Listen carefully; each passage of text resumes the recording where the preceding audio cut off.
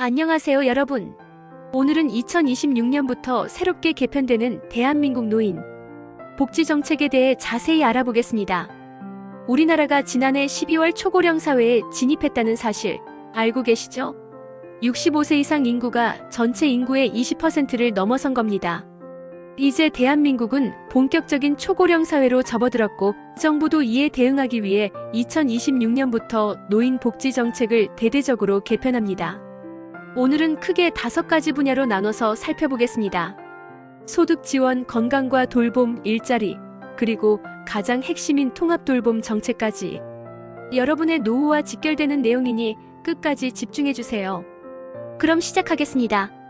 1. 통합형 노인복지로의 전환. 먼저 가장 중요한 변화부터 말씀드리겠습니다. 2026년 노인복지 예산이 얼마나 증가했을까요? 무려 29조 3,161억 원입니다. 2025년 27조 원대에서 2조 원 넘게 증가한 규모예요. 이건 단순한 예산 증액이 아닙니다. 노인 복지 정책의 패러다임 자체가 바뀌고 있다는 신호입니다. 기존에는 어떠했냐면요. 소득 지원은 소득 지원대로, 건강 관리는 건강 관리대로, 돌봄은 돌봄대로 따로따로 지원했어요. 어르신들이 필요한 서비스를 받으려면 여기저기 직접 찾아다녀야 했죠. 하지만 2026년부터는 완전히 달라집니다. 통합형 노인복지라는 개념으로 전환하는 거예요. 소득, 돌봄, 건강 여가를 하나의 패키지로 묶어서 제공하는 겁니다. 65세 이상 노인의 생활 전 영역이 정책 대상에 포함되는 구조로 재편되는 거죠. 쉽게 말하면 어르신이 한 번만 신청하면 필요한 모든 서비스가 연결되어 제공되는 원스톱 시스템이라고 보시면 됩니다. 이게 바로 2026년 노인 복지 정책의 핵심입니다. 그럼 이제 구체적으로 어떤 것들이 바뀌는지 하나하나 살펴볼까요? 이 기초연금과 노령연금. 먼저 가장 많은 분들이 관심 있어 하시는 소득 지원부터 볼게요. 기초연금 2026년 기초연금 기준연금액이 얼마로 확정됐을까요? 월 34만 9,360원입니다. 전년 대비 6,850원 인상됐어요. 고작 6,850원? 이라고 생각하실 수도 있는데요. 여기엔 정부의 전략이 있습니다. 인상폭은 작지만 생계급여 수급 노인을 중심으로 월 40만원 지급을 우선 확대한다는 겁니다. 즉 가장 어려운 분들부터 먼저 지원을 강화하는 전략이죠. 저소득층의 소득 하한을 끌어올리는데 중점을 둔 거예요. 그리고 수급 대상자도 늘어납니다. 736만 명에서 779만 명으로 증가해요. 약 43만 명이 더 기초연금을 받게 되는 겁니다. 2026년 기초연금 선정 기준액도 인상됐어요. 단독 가구는 월 소득 인정액 247만 원 이하, 부부 가구는 월 395만 2천 원 이하면 기초연금을 받을 수 있습니다. 65세 이상 노인의 소득과 재산 수준이 전반적으로 상승하면서 함께 조정된 거죠. 부부 감액제도 개선. 그리고 또 하나 중요한 변화가 있어요. 바로 기초연금 부부 감액 제도입니다. 지금까지는 부부가 모두 기초연금을 받으면 각각 20%씩 감액됐어요. 그런데 2026년부터 저소득층 대상으로 이 감액을 단계적으로 완화합니다. 2027년부터 본격적으로 시행될 예정이고요. 일하는 어르신 노령연금 개선 일하시는 어르신들에게도 좋은 소식이 있습니다. 국민연금 노령연금 감액 기준이 대폭 완화돼요. 지금까지는 월 소득이 309만 원을 초과하면 연금이 감액되는데요. 2026년부터는 이 기준이 509만 원으로 올라갑니다. 무려 200만 원이나 상향 조정되는 거예요. 일하고 싶은 어르신들이 연금 감액 걱정 없이 더 많이 일할 수 있게 된 겁니다. 3. 건강과 돌봄 서비스. 이제 건강과 돌봄 분야를 살펴볼게요. 여기가 사실 2026년에 가장 큰 변화가 일어나는 부분입니다. 요양병원 간병비 부담 경감. 먼저 요양병원 중증 환자 간병비 본인 부담률이 대폭 낮아집니다. 지금까지는 100% 전액 본인이 부담해야 했는데요. 2026년부터는 30% 내외로 낮아져요. 2027년부터 본격적으로 시행될 예정입니다. 요양병원에 입원하신 분들, 특히 중증 환자 가족들의 경제적 부담이 크게 줄어들 거예요. 재택의료센터 확충. 재택의료센터가 대폭 늘어납니다. 2025년 192개소에서 2026년 250개소로 확대돼요. 재택의료센터가 뭐냐면요. 거동이 불편한 장기요양 수급자를 대상으로 의사, 간호사, 사회복지사가 직접 집으로 방문해서 진료하고 관리하는 서비스입니다. 병원에 가기 힘든 어르신들이 집에서 의료 서비스를 받을 수 있는 거죠. 노인 맞춤 돌봄 서비스 확대. 노인 맞춤 돌봄 서비스 대상자도 늘어납니다. 전체 55만 명에서 57만 6천 명으로 확대되고 특히 중점구는 5만 명에서 5만 5천 명으로 증가해요. 노인 맞춤 돌봄 서비스는 일상생활이 어려운 노인에게 안전안부 확인, 사회활동 지원, 이동 및 가사 지원 등을 제공하는 서비스입니다. 독거노인이나 고령부부 가구에 특히 중요한 서비스죠. 장기요양 재가급여 월 한도액 인상. 장기요양 재가급여 월 한도액도 대폭 인상됩니다. 1등급은 231만원에서 251만원으로 2등급은 208만원에서 233만원으로 올라가요. 각각 20만원, 25만원 인상되는 겁니다. 치매안심 재산관리 지원 서비스 신설. 2026년 치매 정책의 키워드는 재산과 의사결정 지원입니다. 신규로 도입되는 치매 재산 관리 지원. 시범사업을 통해 750명의 어르신이 후견 및 재산 보호 지원을 받게 됩니다. 2028년에는 본사업으로 시행될 예정이고요. 치매 어르신들이 재산 관리로 어려움을 겪거나 사기를 당하는 일이 많았잖아요. 이제는 국가가 적극적으로 나서서 보호하겠다는 겁니다. 사노인 일자리 역대 최대 규모. 2026년 노인 일자리 정책도 크게 확대됩니다. 115만 2천 개 일자리 제공. 2026년에는 역대 최대인 115만 2천 개의 노인 일자리가 제공됩니다. 2025년 109만 8천 개에서 5만 4천 개나 늘어난 규모예요. 이재명 대통령도 지난해 말 대한노인회 소속 어르신들을 청와대에 초청한 자리에서 이 역대 최대치 일자리를 언급했습니다. 그만큼 정부가 노인 일자리에 힘을 쏟고 있다는 거죠. 예산도 2조 3,851억 원으로 지난해보다 2,004억 원 증가했습니다. 노인공익활동 사업 노노케어, 보육시설 봉사 등 지역사회 공익 증진을 위한 사회참여 활동인 노인공익활동 사업. 일자리가 70만 9천 개 제공됩니다. 지난해보다 1만 7천 개 증가한 수치예요. 기초연금이나 직영연금을 받는 65세 이상이 대상인데 실제 참여자의 평균 연령은 75세 이상이에요. 후기 고령층의 사회활동 참여 기회를 안정적으로 확대하는 역할을 하고 있습니다. 신노년 세대 중심 일자리. 1955년부터 1964년생까지의 신노년 세대를 중심으로 한 일자리가 44만 3천 개로 늘어납니다. 작년보다 3만 7천 개 증가한 거예요. 이 세대는 학력도 높고 경험도 풍부하죠. 사회서비스형, 민간형 사업 등 좀 더 전문적인 일자리로 구성됩니다. 우선지정 일자리 제도 신설. 2026년부터 새롭게 시행되는 제도가 있어요. 바로 우선지정 일자리 제도입니다. 복지부가 국민복지 증진을 위해 필요하다고 인정한 일자리 유형을 우선 지정하고 전국 모든 지자체가 해당 사업을 우선적으로 운영하도록 하는 제도예요. 지정 분야는 지역 돌봄 통합 지원, 경로당 배식 및 급식 지원, 안전 통합 지킴이 등입니다. 사회적으로 꼭 필요한 일자리를 어르신들이 맡아서 하시는 거죠. 고령자 통합 장려금 신설. 고용노동부에서도 중장년층의 일자리 기회 확대와 재취업 지원을 강화합니다. 2026년부터 고령자 통합 장려금을 새롭게 도입해서 3,400명을 대상으로 107억 원을 투입해요. 경력 전환과 새로운 분야의 일자리를 희망하는 중장년을 대상으로 맞춤형 훈련과 일자리 기회를 확대하는 겁니다. 5. 통합돌봄 전국 시행. 자, 이제 2026년 노인 복지 정책의 가장 핵심인 통합돌봄에 대해 자세히 알아보겠습니다. 이게 정말 중요해요. 통합돌봄은 일상생활에 어려움을 겪는 노인과 장애인이 살던 곳에서 계속 생활할 수 있도록 의료, 요양, 돌봄 서비스를 통합해서 제공하는 제도입니다. 쉽게 말하면 병원이나 시설에 가지 않고 내가 살던 집과 동네에서 필요한 모든 서비스를 받을 수 있게 하겠다는 겁니다. 2026년 3월 27일 전국 시행 통합돌봄은 2024년 3월 26일에 법이 제정됐어요.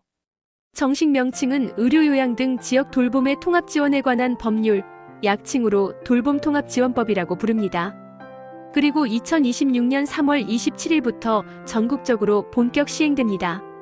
지금은 229개 지자체에서 시범사업을 진행하고 있고 내년 3월부터는 전국 모든 지자체에서 시행되는 거죠. 누가 대상인가? 통합돌봄 대상자는 누구일까요? 첫째, 65세 이상 노인입니다. 특히 장기요양 재가급여자, 장기요양 등급 외 AB, 노인 맞춤 돌봄 중점군, 퇴원 환자 등이 우선 대상이에요. 둘째, 65세 이상 장애인과 65세 미만 중증장애인도 대상입니다. 셋째, 정신질환자도 2028년부터 시행 대상에 포함됩니다. 어떤 서비스를 받나?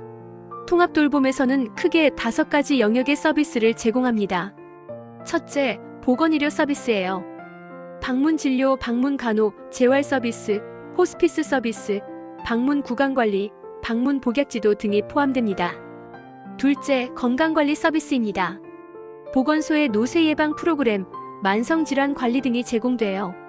셋째, 장기요양 서비스죠. 방문요양, 방문간호, 주간보호, 야간보호 등입니다. 넷째, 일상생활 돌봄 서비스예요. 가사지원, 이동지원, 보조기기 지원, AIIoT 안전건강 확인, 주거지원 등 8가지 서비스가 확대 연계됩니다. 다섯째, 가족 지원 서비스입니다. 돌봄 가족의 부담을 줄이기 위한 다양한 지원이 이뤄집니다. 어떻게 신청하나? 통합돌봄 신청은 여러 경로로 가능합니다. 본인이나 가족, 친족, 후견인이 직접 신청할 수도 있고 의료기관, 재가노인복지시설, 장애인복지관 등에서도 신청할 수 있어요. 국민건강보험공단이 정보 시스템을 통해 신청을 지원하기도 합니다.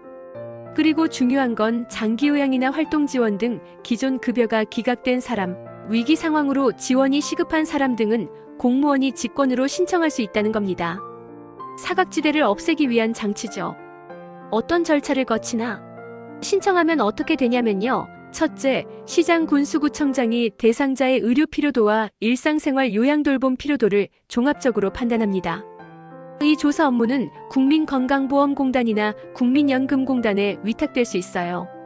둘째, 시군구 공무원, 전문기관 및 제공기관의 담당자, 지역 전문가 등이 참여하는 통합지원회의를 운영해서 대상자에 대한 개인별 지원 계획을 심의하고 결정합니다. 셋째, 개인별 지원 계획에 따라 서비스가 제공됩니다. 넷째, 대상자의 상태 변화는 최초 3개월 이내, 이후 최소 6개월마다 점검합니다. 케어 플랜 기반의 지속 관리 체계가 제도화된 거죠.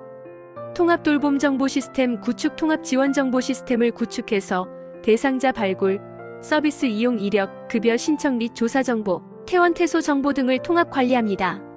건강보험, 사회복지시설 정보 시스템, 사회서비스원 시스템, 장애인 건강 보건정보 등과 연계해서 서비스 공백을 최소화하는 거예요. 시범사업 성과 통합돌봄 시범사업의 성과는 이미 검증됐습니다. 2023년 7월부터 2024년 4월까지 진행된 시범사업을 분석한 결과 병원 입원율과 응급의료 이용률이 감소했어요. 특히 요양병원 입원 가능성은 61%, 요양시설 입소 가능성은 87%나 줄어들었습니다. 어르신들이 집에서 건강하게 지낼 수 있으니까 불필요한 입원이나 시설 입소가 줄어든 거죠. 이건 어르신들의 삶의 질 향상뿐 아니라 의료비 절감 효과도 가져옵니다. 전문기관 지정 통합돌봄을 효과적으로 추진하기 위해 여러 전문기관이 지정됩니다. 국민건강보험공단은 중앙전문기관으로서 종합한정 지원, 정보시스템 구축 운영, 통합돌봄 관련 정책 개발 등을 담당합니다. 한국장애인개발원은 장애인 특성을 고려한 통합돌봄 정책을 지원하고 중앙시도 사회서비스원은 지자체 정책 수립 지원과 지역 돌봄 서비스 확충을 담당합니다.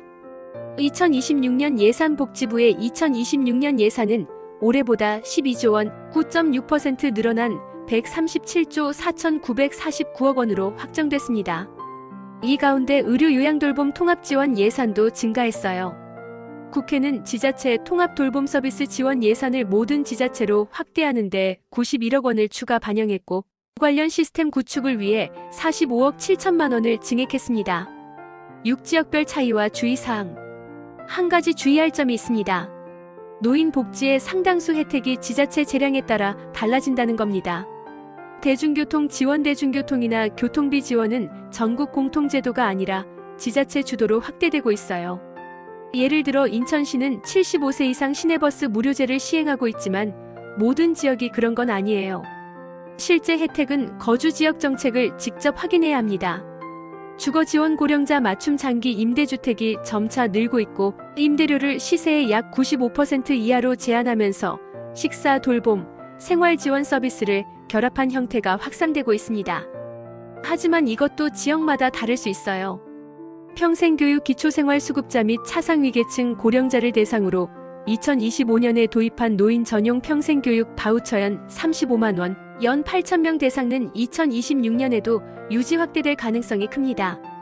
디지털 교육, 직업훈련, 취미 프로그램을 결합하면서 고령자의 자기개발과 노동시장 참여를 동시에 지원하는 구조가 자리 잡고 있어요. 찾아가는 복지 서비스 전국 지자체에는 찾아가는 복지 서비스가 의무화될 예정입니다. 어르신들이 직접 찾아가지 않아도 공무원이나 복지 담당자가 먼저 찾아가서 필요한 서비스를 안내하고 연결해주는 거죠. 실제 사례로 보는 통합돌봄. 통합돌봄이 실제로 어떻게 작동하는지 사례를 들어 설명해 드릴게요. 광주 광산구에 살던 집 프로젝트. 광주광역시 광산구에서 운영 중인 살던 집 프로젝트가 대표적인 사례입니다. 요양병원에서 퇴원한 이영순 씨는 집으로 돌아왔지만 혼자 생활하기 어려운 상태였어요. 예전 같았으면 요양시설에 들어가야 했을 겁니다. 하지만 통합돌봄 덕분에 이영순 씨는 자신의 집에서 생활하면서 필요한 모든 서비스를 받고 있습니다. 재활 전문가가 정기적으로 방문해서 운동을 돕고 간호사가 건강 상태를 체크하고 요양보호사가 일상생활을 지원합니다. 식사 지원, 청소, 빨래 같은 가사 지원도 받고 있어요. 그리고 AI 안전 확인 시스템이 설치되어 있어서 혹시 넘어지거나 이상 상황이 발생하면 즉시 연락이 가는 구조입니다. 이영순 씨는 인터뷰에서 이렇게 말했습니다. 내 집에서 지낼 수 있어서 너무 좋아요. 시설에 가면 내 물건도 없고 낯선 사람들 사이에서 지내야 하잖아요. 여기서는 내가 평생 살던 집에서 익숙한 환경에서 지낼 수 있어요. 서울시의 동주민센터 통합돌봄관리사. 서울시는 2025년부터 동주민센터에 통합돌봄관리사를 배치하고 자치구마다 통합돌봄센터를 설치해서 서울형 원스톱 돌봄 체계를 구축하고 있습니다. 어르신이 동주민센터에 가면 통합돌봄관리사가 필요한 모든 서비스를 한꺼번에 안내하고 신청을 도와줍니다. 의료 서비스가 필요하면 재택의료센터와 연결하고 돌봄 서비스가 필요하면 노인 맞춤 돌봄 서비스나 장기요양 서비스와 연결하고 주거 개선이 필요하면 주거 지원 프로그램과 연결합니다. 모든 게 한 곳에서 원스톱으로 처리되는 거죠. 자, 오늘 2026년부터 새롭게 개편되는 대한민국 노인 복지 정책에 대해 자세히 알아봤습니다. 오늘도 즐거운 노후 준비하세요. 감사합니다.